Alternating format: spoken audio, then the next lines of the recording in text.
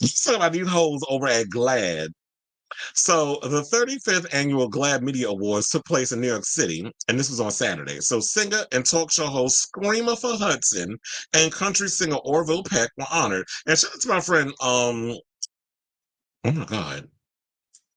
Oh my God. I totally, how did I fucking forget? Mila Jam. I'm like, what is going on in my brain today? Shout out to my friend Mila Jan, because I know she was there. Kevin Aviance was there. I saw she took a picture with Orville. Orville is fine, though. I've seen this man, though, and we just don't keep it moving. I'm not going to make no comments on other people's men. So it said the East Coast portion of the 2024 GLAAD Media Awards was marked by two raucous moments at Saturday night's Manhattan Gala, one with Jennifer Lawrence as she added some cutting deadpan humor as she presented an achievement award, and another when a drag artist and trans activist interrupted the gala's proceedings to draw attention to the organization ties in Israel, to Israel and its deadly military campaign in Gaza. Now, on Saturday at the Hilton Hotel in Manhattan, Lawrence took the stage to present the Vito Russo Award to gay country singer Orville Peck. Before speaking to her of her friendship with Peck, the Oscar winner took a shot at former Vice President, and I think closet case, Mike Pence, who has been accused of at one point supporting gay conversion therapy, saying, "I love the." Well, I can't show her clip because I don't know if we'll get flagged for it. So I would just read what she said. Jesus Christ, my nose. Okay, it said, "I love the gay community. In fact, I was in love with a homosexual," she revealed. "It was my first love. I tried to convert him for years, but now I know conversion therapy doesn't work." Did you hear me, Mike Pence? I said shouting conversion therapy. She said shouting. Conversion therapy isn't real, even though I know you think it worked on you. Child. I'm glad somebody said what we've been thinking, because you can't tell me Mike Pence don't give me full-on sissy and punk tease. You know how them white queens are? Calling it, first of all, anybody that call they significant other mommy, I'm side-eyeing. Yes, I'm talking about you, Monique, because you be calling your man daddy. And then she said she was bisectional too. So they said, he's in New York tonight. I know. He's receiving a Kids' Choice Award for Weird Dick. She said, go for it as the crowd roared, then adding, "I didn't write that one." Well, child, look. And so the Vito Russo Award, named after a founding member of GLAAD, is given to an artist who had made a significant difference in accelerated LGBTQ acceptance. Now, on Saturday, another artist was in attendance and trying to make a difference right there among some of the media industry's top LGBTQ plus players by noting GLAAD's ties to the Anti-Defamation League and apparent silence about Israel's military campaign in Gaza, which many are calling a genocide of the Palestinian people. Now, as the night's award presentations began with Miss Thing, comic Ross Matthews opening the monologue. I actually met Ross Matthews at Starbucks during the DragCon, the last one that they did in New York before they just kept it in LA. I actually met him. We had a little brief conversation. But now I'm side-eyeing you after I heard what had happened at this whole glass situation. But anyway, so I say at the night award presentation began with comic Ross Matthews' opening monologue. Trans drag artist Chiquitita, who has been part of the group of around 150 demonstrators outside of the event and made her way inside with fellow New York drag queen Didi Opulence, who managed to get into the ceremony when grassroots activist group ACT UP, which organized the outdoor demonstration, secured 2 wristbands. As the night's event got underway, Chiquitita stood up and began repeating, "GLAAD is complicit to genocide," as, of course, per usual, the perplexed looking crowd looked on from their, expensive ass tables. Now, we do have the clip, and we did play it the other day, but, in case y'all need y'all memories refreshed, let's play the clip again. Chris, roll the clip. Great, glad to see you. Yeah, you look good. You look good.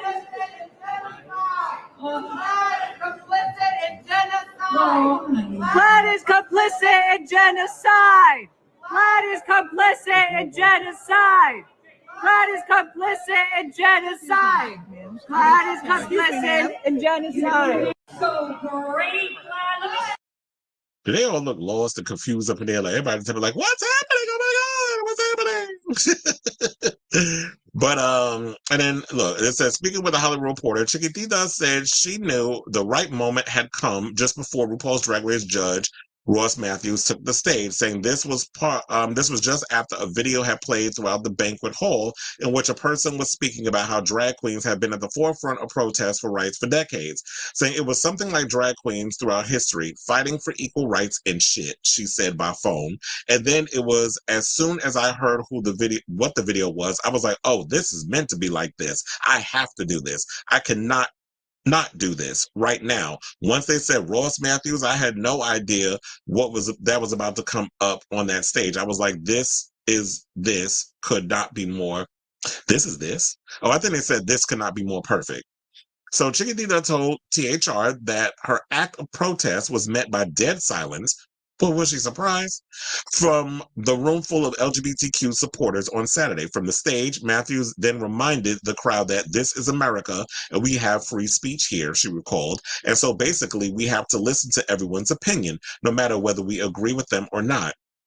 Chiquitita said she found this to be condescending, yet still tried to acknowledge that this is an important point, but was soon peacefully removed from the event by security.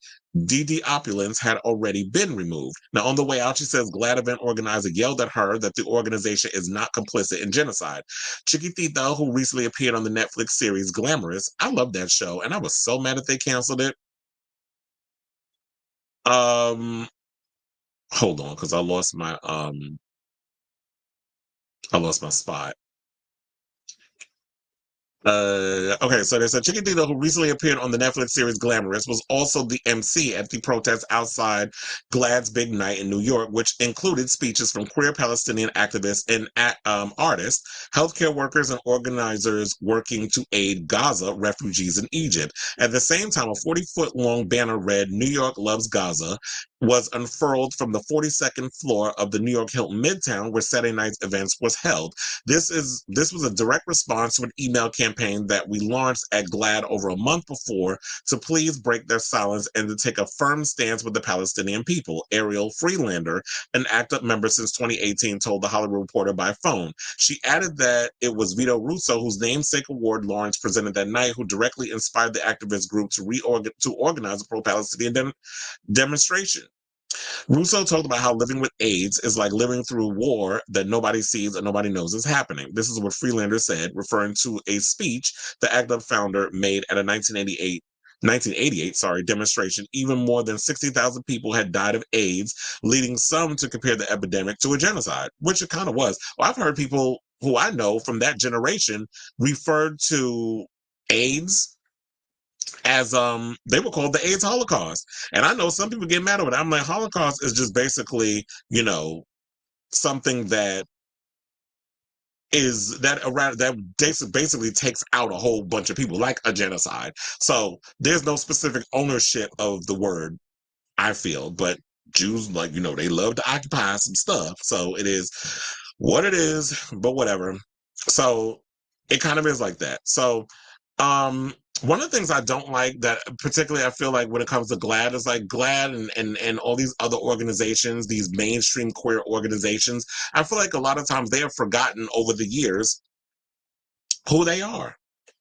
I feel like y'all don't necessarily, you haven't really truly lived through the moments, or it's like, okay, so it started out as one thing, but then you get so caught up in the sponsorships and all this money and the donations, and then you become a slave to those very donations and organizations that are giving you the money. So now it becomes like this whole political thing where it's like, when you endorse a certain politician, now it's like you own that politician. The politician has to do what your money is funding them to do.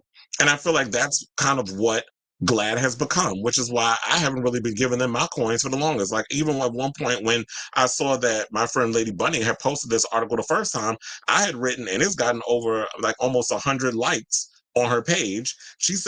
I said, no, not she, me. I said, GLAAD has been a hollow shell of itself for a long time, selling their souls for mainstream cis-het acceptance. I stopped giving them my coins eons ago. So that's how basically have felt about GLAAD. Like I've never felt like I felt like after a while I was like, yeah, I love the fact that that gay people are in this world of acceptance and that sort of thing. And I do feel like a lot of people have forgotten, especially because of Drag Race. A lot of y'all have forgotten that drag, even Pride started out as a protest, and now I'm hearing stories that we got to be on alert because they're talking about there's a possible terror attack that may happen during Pride Month. We have a bunch of parades that happened in the month of June in New York, but the big main one in Manhattan, they're talking about there might be a possible terror. I said, child, first of all, after 9/11, the way y'all put all this money into these counterterrorism units and police and having these armed guards and stuff on the streets with their semi-automatic weapons. I said, so y'all not gonna put them out there for this pride parade? Like any other time, y'all got them out in the street to make sure the tourists won't get, unalived or whatever the case was. So now you want to put all this out here and try to freak people out. But I do have a friend that believes that this is all a bunch of propaganda because, with all the stuff that's happening with the Israel Gaza situation. So these are things that a lot of people are freaking out about. And I love the fact that we have people out here who like chiquititas or tetas, who's out here speaking out in support of what's going on in the world and using their art and their drag as a form of protest. And that's what I think a lot of people forget about. I think so many people get wrapped up or raised on RuPaul's Drag Race that they forget, and they do kind of mention it in a glossed over type of way. But drag queens have always been at the forefront of political activism. I have a lot of drag queen friends who are political activists. Or I know a lot of people who are political activists. Like Lady Bunny is someone who is a icon or a legend in the drag world and has always used her platform to speak out, even though a lot of people get pissed off at what she says. But I love the fact that she's standing 10 toes down on her beliefs, whereas RuPaul is the opposite. But RuPaul has a lot to lose in what the foundation she's built, especially with Drag Race being worth all them damn millions and all the other stuff. And then we have Marty Gould Cummings, who is another drag queen from New York who is a political activist. There's so many queens out here in New York who have taken that stance. So I love the fact that, we have people out here who are not afraid to say what they need to say and to speak out when they need to speak out, and will do what they do and not let the people break them down. Stand 10 toes down on what you believe. As long as you stand on the right side of history,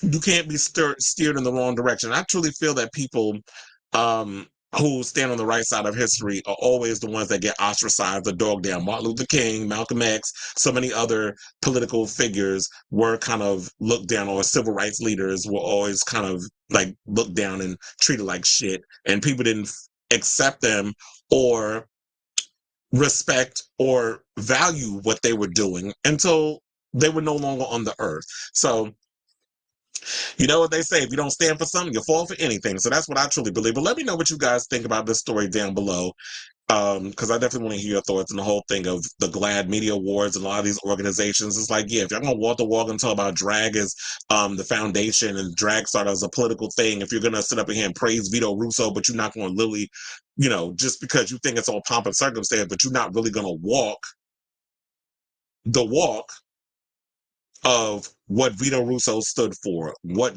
the Stonewall Riot stood for. Y'all just want to be up in here glad at y'all $1,000 dinners and hobnobbing with celebrities, but it's all a bunch of bullshit at the end of the day. So let me know what you guys think in the comments down below.